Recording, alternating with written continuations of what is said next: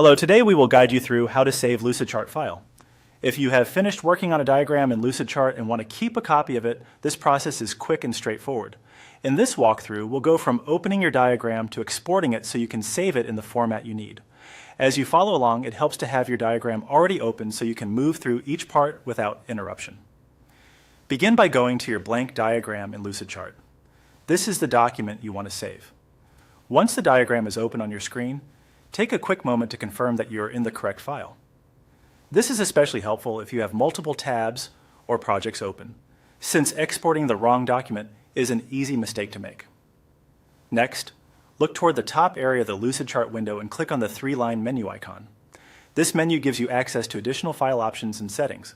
If you don't immediately see it, scan the top navigation carefully. In many interfaces, this icon is used to open a main menu where actions like file management and export tools are stored. After opening that menu, click on Export. This is the option that allows you to save your Lucidchart file in a format you can use outside the editor. Exporting is useful when you want to download your work, share it with others, or keep a version for presentations, documentation, or offline access. Once you select Export, choose the sample or the file type you need to export, then follow the on-screen instructions. The exact options you see may vary depending on your account settings or the export formats available in your version of Lucidchart.